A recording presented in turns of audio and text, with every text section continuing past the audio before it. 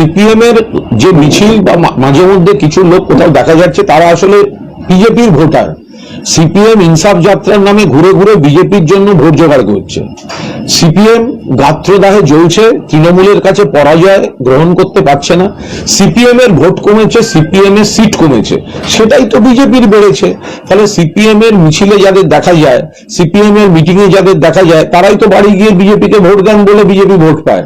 না হলে তৃণমূলের তো ভোট কমেনি, তৃণমূলের ভোট বাড়ে, সিপিএম এর ভোট কমে আর বিজেপির ভোট বেড়ে যায়। ধূপগুড়িতে দেখুন, বাম ফ্রন্ট, মানে একা সিপিএম নয়, 8খানা দল, বাম ফ্রন্ট, কত বড় নাম, বাম ফ্রন্ট, 8খানা দল, তার সঙ্গে কংগ্রেস মিলিয়ে 5% ভোট, 5-এ নেমেছে।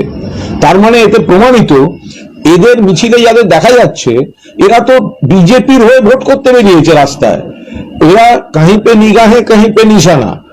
এরা সমস্ত রকম বাংলাকে ডোবাবার জন্য গণহত্যা, গণধর্ষণ, প্রাথমিক ইংরেজি তুলে দেওয়া, ক্যাডার ছাড়া কেউ চাকরি পাবে না, চাকরির দুর্নীতি, কম্পিউটার ঢুকতে না দেওয়া, সমস্ত পাপগুলো করে গেছে হচ্ছে সিপিএম।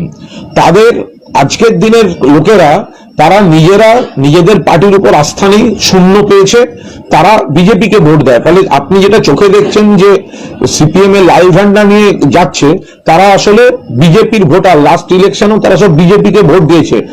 সিপিএম কে চ্যালেঞ্জ করছি, সিপিএম এর যদি ক্ষমতা থাকে তৃণমূলের বিরুদ্ধে কথা বলবে পরে, আগে বিজেপির ঘর থেকে নিজেদের ভোটটা নিজেদের বাক্সে ফিরিয়ে এনে দেখাক।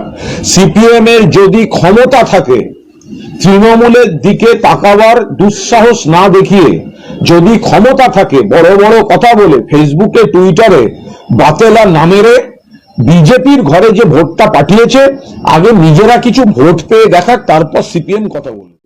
ইনসাফ যাত্রা আজকে 50তম দিনে, আজকে ওদের ইনসাফ যাত্রা শেষ হচ্ছে, কিন্তু শেষ হয়েও হলো না শেষ, এটা চলতে থাকবে। কারণ মানুষ ইনসাফ চায়, মানুষ বিচার চায়, মানুষ হিসেব কেড়ে নিতে চায়। যারা যুবক, কৃষক মানুষকে নানান রকমভাবে নির্যাতিত করছে, যৌবনকে রাস্তায় বসিয়ে রেখেছে, কৃষক আত্মহত্যা করছে, জিনিসের দাম আকাশে, আইনের কোনো শাসন নেই, চোখ লাগানো চলছে, মানুষকে ভাগ করে দেওয়া চলছে, হবে না হবে না হবে না। ওরা বিচার চায়, ওরা ইনসাফ চায়, ওরা হিসেব বুঝে নেবে। এই 50তম দিন আজকে প্রাথমিকভাবে শেষ হচ্ছে, কিন্তু এটা কন্টিনিউ করবে আপাতত ব্রিগেড, তারপরে সেটা কন্টিনিউ করবে 2000 কিলোমিটার। মানুষের উচ্ছ্বাস দারুণ, মানুষ দুহাত দিয়ে ভরসা করে লাল ঝান্ডা, সাদা ঝান্ডা, বামপন্থী লড়াইয়ে মানুষ খুঁজে পেতে চাইছে।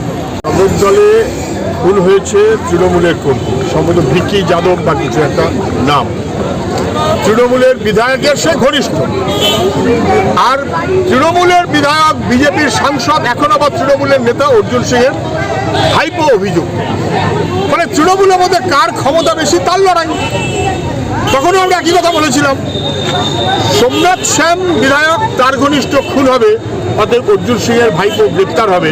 এটা তৃণমূলের ঘরোয়া বিবাদ, কার কত কখন জোর তার উপর নির্ভর করছে। আবার যেদিন বিধায়কের চাইতে সাংসদের জোর বেশি হবে, তখন উল্টো ঘটনা ঘটবে, তখন দেখা যাবে বিধায়কের ঘনিষ্ঠ গ্রেপ্তার হচ্ছে। কিন্তু ওটা আইনের ব্যবস্থা নেই, শাসন নেই। তো যাকে খুশি তাকে, যার পছন্দ তাকে, কে বড় নেতা তার উপর নির্ভর করবে কাকে অত্যাচার করা হবে, অথবা গ্রেপ্তার করা হবে, অথবা কি করা হবে।